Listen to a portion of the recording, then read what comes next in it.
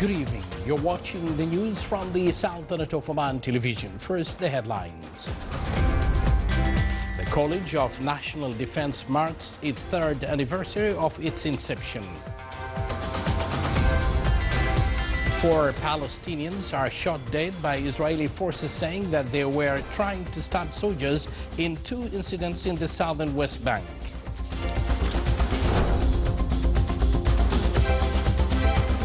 World capitals condemn Pyongyang's latest nuclear test, and Washington called on Beijing to move to contain North Korea's frustrations.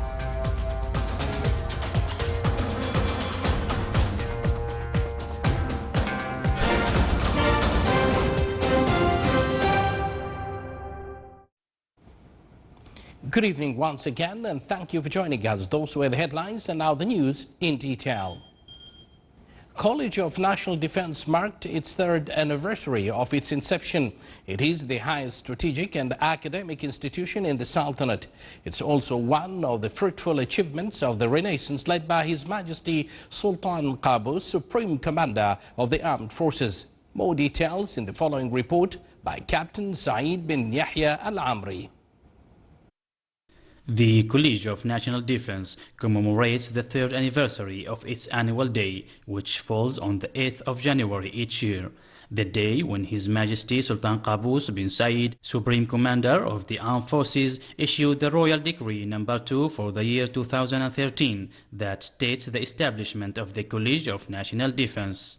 The officials of the College of National Defense have declared that the college is considered a high-level national academic institute for strategic studies in the fields of security and defense, and it is intended to be a leading intellectual think tank in preparing and qualifying national strategic decision-makers, as well as it aims to developing the ability to consolidate, integrate and coordinate national efforts in all areas within a comprehensive national framework. A number of participants from the current third batch affiliated to the college has expressed their pride for winning the privilege to join the college and experience the strategic studying environment.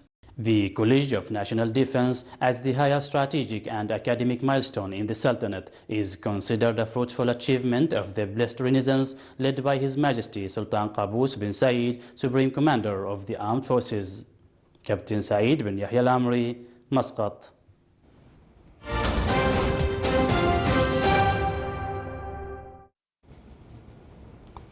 Suspected coalition airstrikes have killed 11 civilian, mostly children, in militants held village in northern Syria, a monitor said today. Head of the Syrian Observatory for Human Rights said 8 children and 3 women were killed in strikes by the international coalition on Hazima, a village north of Raqqa city. Hazima is held by the Daesh group, but a Kurdish Arab rebel alliance has been fighting to capture it since the late December.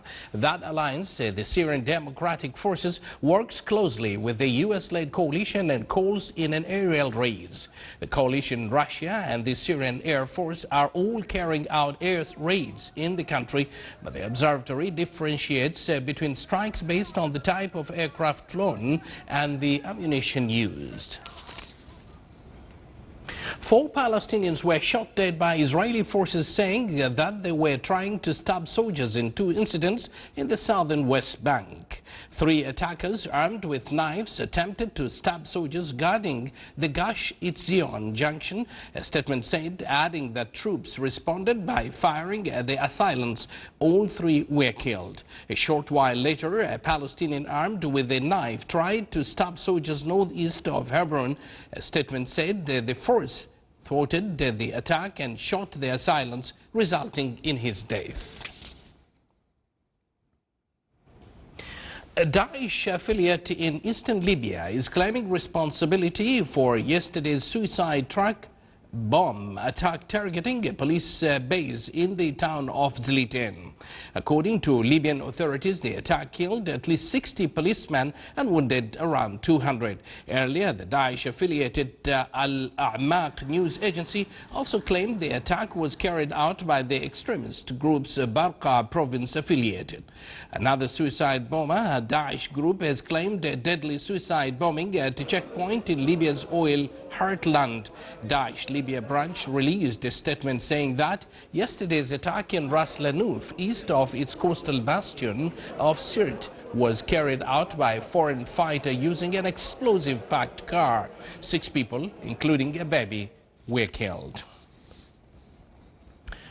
South Korea's nuclear safety agency said today it detected the presence of a minuscule amount of xenon gas following North Korea's nuclear test on Wednesday. More analysis and the collection of more samples were needed to determine whether the xenon particles came from the North's nuclear test. The amount detected does not significantly exceed levels that would ordinarily be present. The presence of xenon would not indicate whether the blast was from a hydrogen bomb. Many governments and experts doubt the North's claim that its nuclear test was of a hydrogen bomb, but made significant moves to counter challenges of the test. Japan's lower house adopted a resolution today to protest strongly against North Korea conducting its nuclear test. U.S. Secretary of State John Kerry urged China, the North Korea's only major ally and its biggest aid provider, to end business as usual with Pyongyang.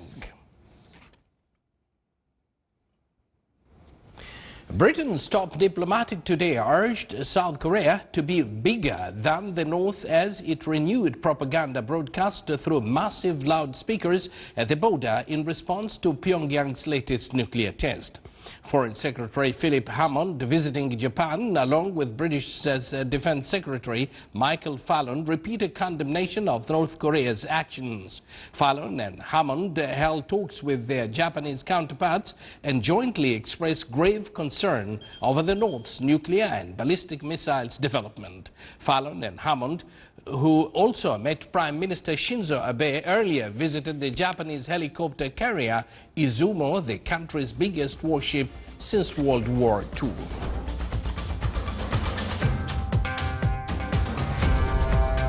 You're watching the Sultanate of Oman television, and still to come in our news bulletin. The Flying Scotsman is back on track after restoration.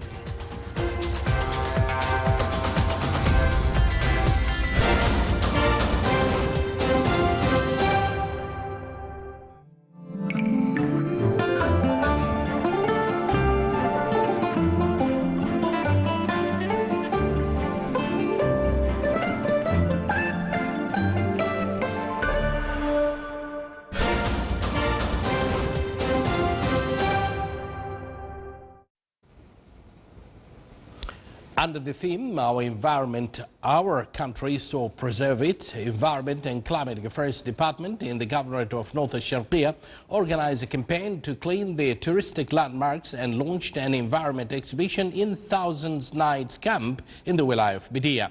It came within the Sultanate celebrations of the Omani Environment Day, which falls on the 8th of January every year. It also came in confirmation of the interest of His Majesty Sultan Qaboos in the environment of Oman and his wisdom in support of including the environment in all aspects of life, and to emphasize the government efforts in the implementation of policies to protect and preserve the environment from degradation, depletion and pollution. The Minister of Environment and Climate Affairs was making endeavors to raise public awareness and involve all sectors of society in environment preservation.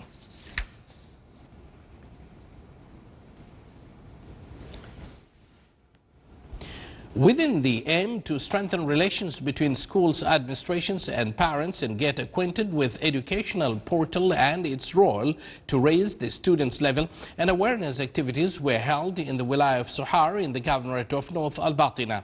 The activities included presentations on the educational portal and its facilities, which give the parents to know more about their sons and daughters without going to schools. within the framework of implement memoranda of understanding between Raisut Cement Company and Directorate General of Social Development in the Governorate of the FAR. The company donated to establish multi-purpose hall in Al-Wafa Social Center to support and qualify disabled children and autism patients. The disabled thanked the company for preparing this building, which will qualify them and improve their skills.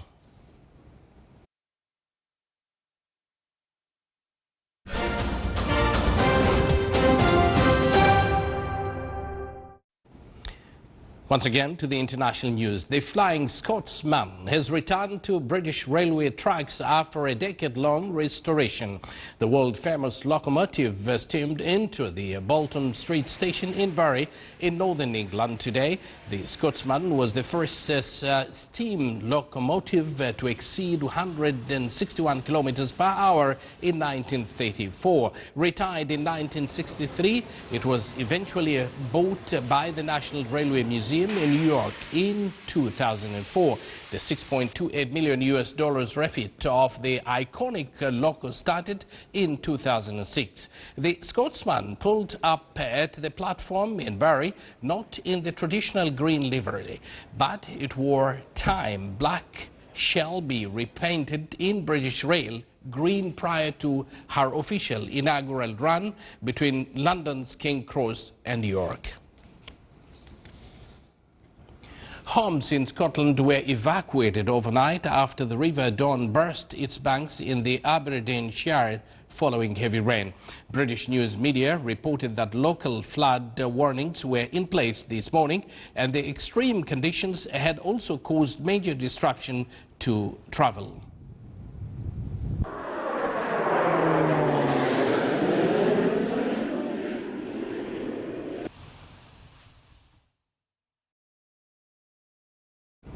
A bushfire destroyed nearly 100 homes in Western Australia as it swept through countryside south of Perth, but there were no casualties reported after emergency officials and local media said that 3 missing people had been found safe. Fanned by blustery, hot winds and bushfire, which razed 58,000 hectares of land this week, ripped through the small rural town of Yarloo past night. Australia has suffered a series of fires due to a long, hot, dry spell. 4 people were killed in a series of bushfires sparked by lightning in Western Australia in November. 2 people were killed in South Australia state, and more than 100 homes were destroyed in fires on Christmas Day in Victoria state. Australia experienced its 5th hottest year on record in 2015, according to the Bureau of Meteorology, which has been keeping statistics since 1910.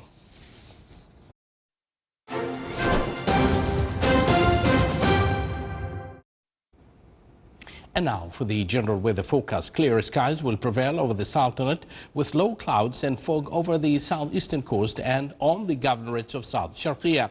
Winds will be north to northwesterly light to moderate, occasionally active. Seas will be slight with a maximum wave height of 1.25 meters.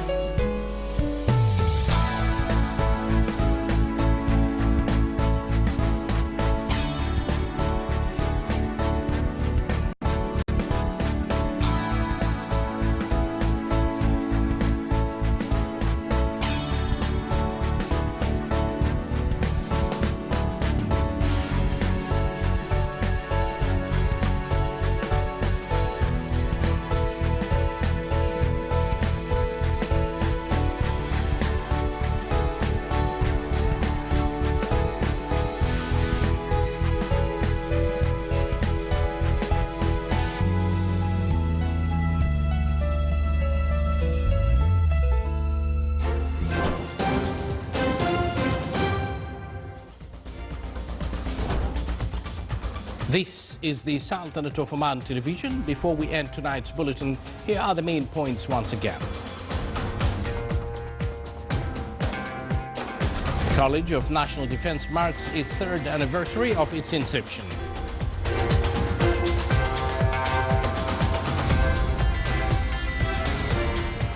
Four Palestinians are shot dead by Israeli forces, saying that they were trying to stop soldiers in two incidents in the southern West Bank.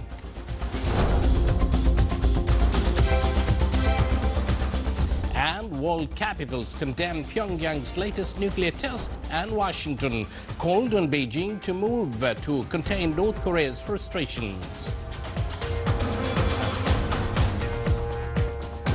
With that, we come to an end of tonight's news bulletin. From all of us here at the newsroom and the studios, it's good night.